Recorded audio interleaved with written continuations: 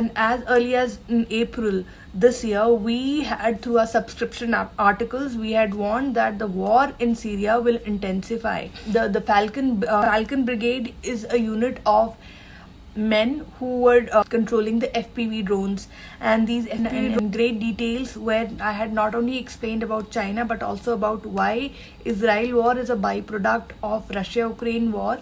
Russia-Ukraine war has ended up eating up a lot of American resources, which actually America was planning to use against China. So 2025, 2026, multiple hotspots will be activated across the world, be it Algeria, be it Serbia, be it Morocco, be it the entire Sahel region in Africa, be it the Indian subcontinent, Sri Lanka,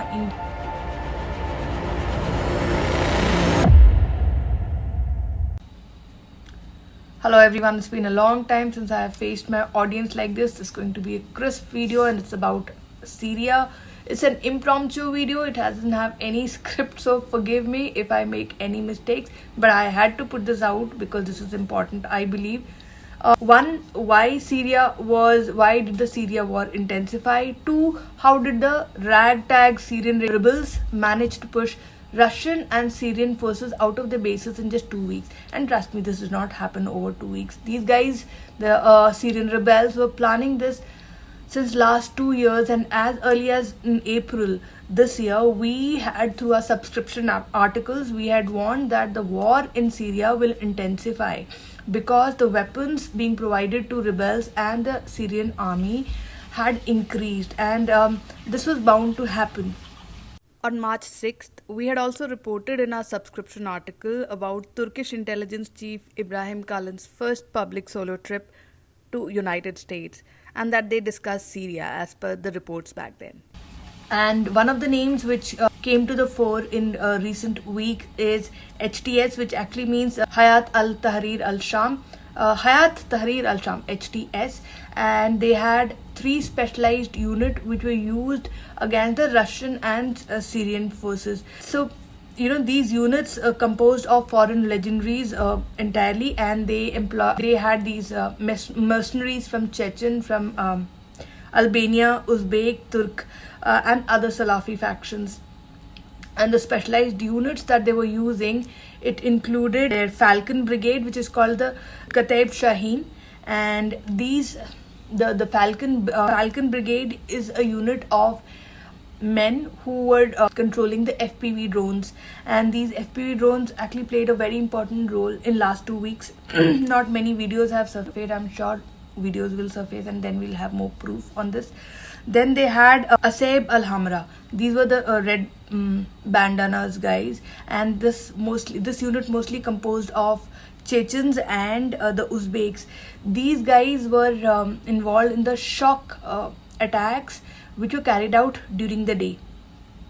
Then there was a third unit. It was called Saraya al-Harari, or the Thermal Brigade. Now these guys were Turks who were specialized in carrying out nighttime operations. So that's about the 3 specialized units of the Syrian rebel forces.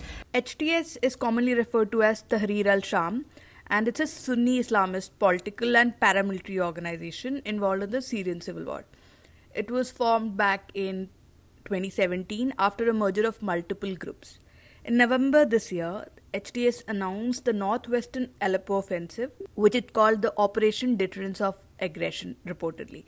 And then on 4th of December, HTS captured most of Aleppo Governorate and Idlib Governorate, and it began to advance to Hama. We had also posted pictures of Uyghurs from Hama fighting for the Turkestan Islamic Party, TIP. So HTS has been pursuing a Syrianization program, and it is focused on establishing a stable civil administration, believe it or not. So that was that about the Syrian rebels. So here's something about the Russian naval facility in Tartus, which is the least military installation of the Russian army, located on the northern edge of the seaport of the Syrian city of Tartus. And Tartus is Russian Navy's only Mediterranean repair and replenishment point, sparing Russia's warships the trip back to the Black Sea bases through the Turkish Straits. and Russia's naval base in Syria is crucial to its support of the Assad regime. I want to add that the reason why Syrian war had to intensify is because America wants to bring the Ukraine-Russia war to a closure so that it can concentrate on China. We had earlier posted a video on China 2027. It's a video in great details where I had not only explained about China but also about why Israel war is a byproduct of Russia-Ukraine war and how America, Russia, Iran, China, they are spreading each other's resources thin so that the war extends. Now, China, as America plans to close in on China, China wants to distract America and its allies' attention to other places like Africa, like Indian subcontinent, and it really wants to keep the American resources out of the South China Sea. So I really believe that China will be dragged into a war in by the end of 2026, 2027, because if you look at all the timeline of weapons that are being provided, the weapons and the training being provided to Taiwanese forces, it ends around 2020. Their delivery ends around 2026, 2025. So that means America plans to prepare the Taiwanese forces by then, and China has been claiming that China will be dragged into a war, which is a reality because China would prefer a status quo, but America wants to drag it into a war, and it is justified. I am not trying to crucify any country here. They're all fighting for their own interests, and people keep mentioning deep state and all that. This had to happen by design.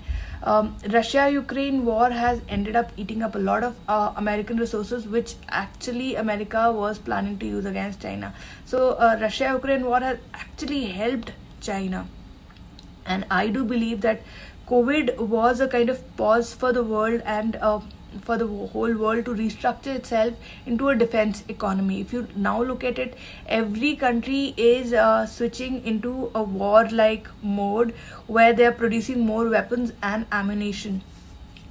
Everyone is preparing for a war because multiple hotspots will be created across the world.